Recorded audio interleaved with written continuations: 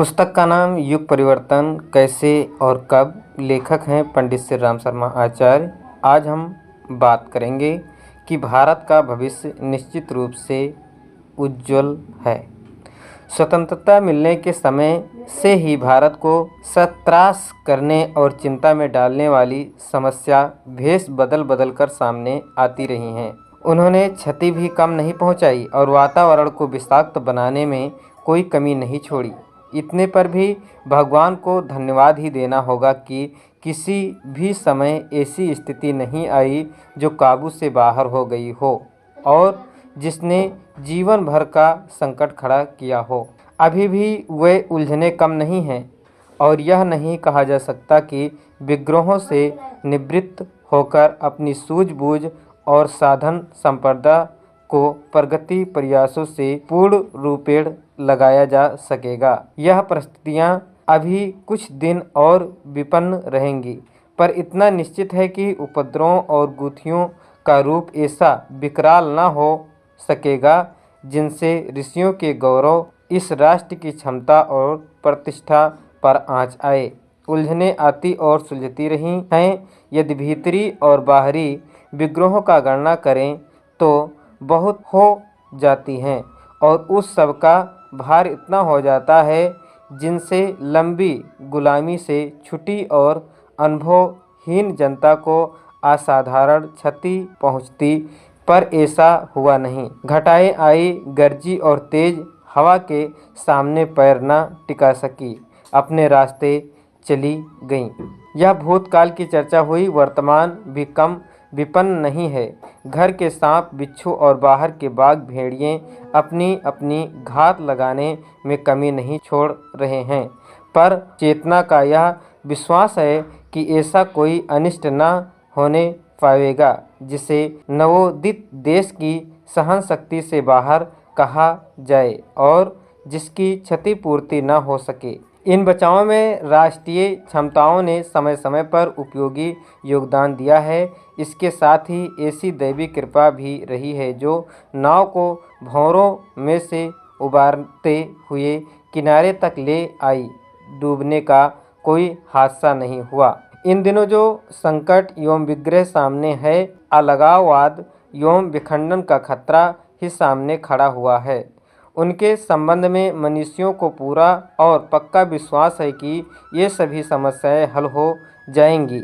लड़ मरने को उतारू लोगों के मध्य रहकर भी राष्ट्र की एकता, बीच बचाव करने और साथ ही अपनी सुरक्षा बनाए रहने में भी समर्थ रहेंगी। भयंकरताएं दिखती भर रहेंगी, पर राष्ट्र का बाल बांका न कर सकेंगी। उस समय के आगमन में अब देर नहीं, जिसमें जनमानस में घट जमाए बैठी भीतरी दुर्बलताएं दूर हो जाएंगी। अधिकारी कर्तव्य पालन करने के लिए बधित होंगे।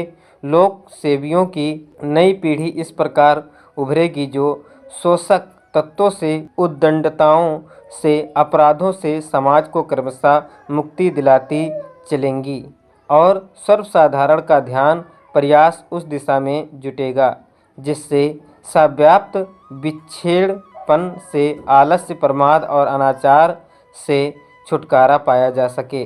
भारत का भविष्य उज्जवल है। उत्साह और उल्लासवर्धक समय आने में थोड़ी देर है, पर यह सुनिश्चित है कि भारत की गरिमा बढ़ेगी ही नहीं, स्थिर भी रहेगी। जबकि इन दिनों आसमान पर अनधड़ की तरह छाए हुए लोग या देश धूलि चढ़ते दृष्टिगोचर होंगे। समय की प्रतिकूलता उनके पर्द को चूर चूर कर देंगी, पर भारत इन कटीली झाड़ियों के बीच भी गिरेगा नहीं, उठता ही रहेगा, भले ही उस उठाव की गति धीमी रहे। भारत पर अभी उन ऋषि तपस्वियों की छत छाया है जिनके प्रयास से निष्ठुर पराधीनता से पीछा छूटा।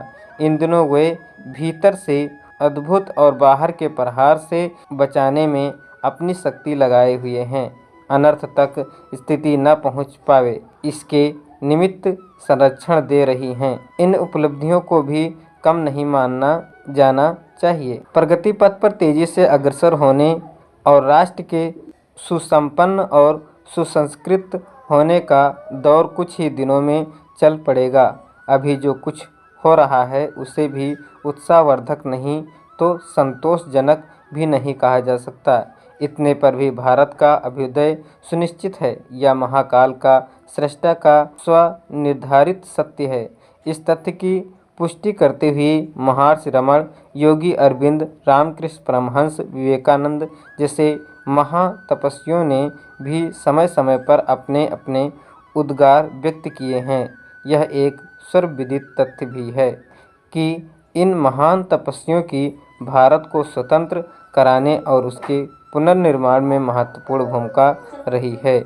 महायोगी अरविंद ने अपने दिव्य दर्शन के आधार पर कहा है कि भारत अपनी महान भूमिका में पुनः जागृत हो रहा है।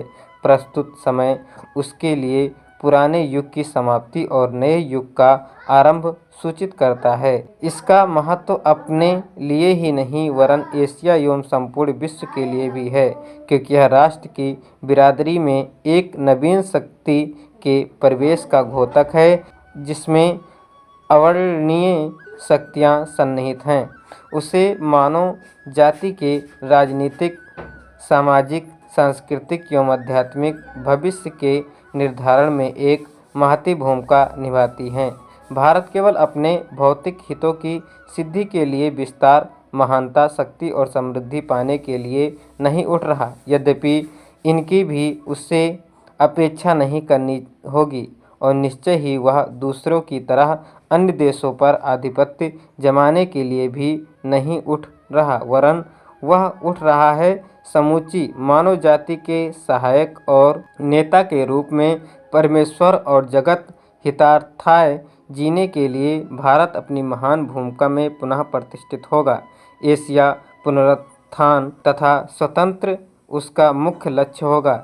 इसके साथ ही संपूर्ण मानव समुदाय के लिए एक नए, अधिक महान, उज्जवल भविष्य और श्रेष्ठ जीवन का उदय होगा, जो अपनी संपूर्ण चरितार्थता के लिए बाहरी तौर पर राष्ट्रों की पृथक सत्ता के अंतर्राष्ट्रीय एकीकरण पर आधारित होगा। भारत उन्हें सुरक्षा और सुदृढ़ता प्रदान करेगा, साथ ही उन्हें एक दूसरे के सन्निकट लाकर एक सार्वभौमिक एकता प्रदान करेगा। वह अपने आध्यात्मिक ज्ञान का और जीवन को आध्यात्मिक बनाने के साधनों का सारे मनुष्य समुदाय को दान करेगा और इसी क्रम विकास में एक और नया कदम चेतना को उच्च स्तरीय पर उठाकर जीवन की उन अनेक समस्याओं का हल करना आरंभ कर देगा, जिन्होंने मनुष्य जाति को अभी से हैरान और परेशान कर रखा है, जब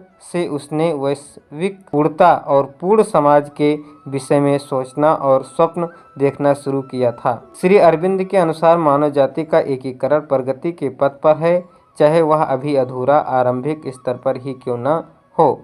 वह संगठित किया जा चुका है और भारी कठिनाइयों के विरुद्ध संघर्ष कर रहा है, परंतु उसमें बल और वेग है। और यदि इतिहास के अनुभव को मार्गदर्शक माना जा सके तो वह अनिवार्य रूप से बढ़ता चला जाएगा और अंत में विजयी होगा।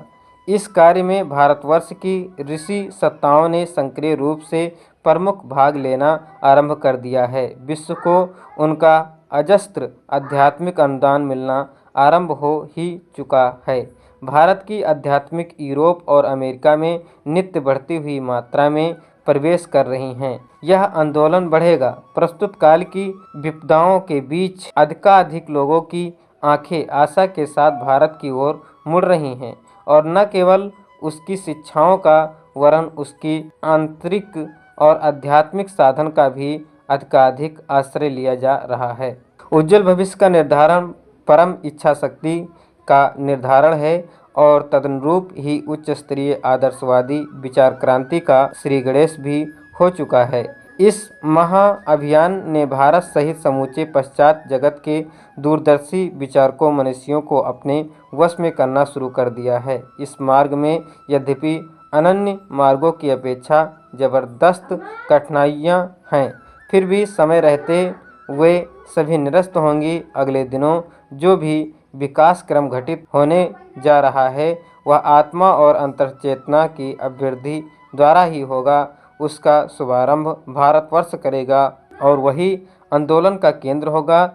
तथापि इसका कार्य क्षेत्र विश्वव्यापी होगा। भारत का भविष्य उज्जवल है। इस सुनिश्चितता पर सबको विश्वास करना चाहिए। लेखक पंडित श्री राम शर्मा आचार्य, युग साहित्य, योग दधीच। ओम शांति शांति शांति।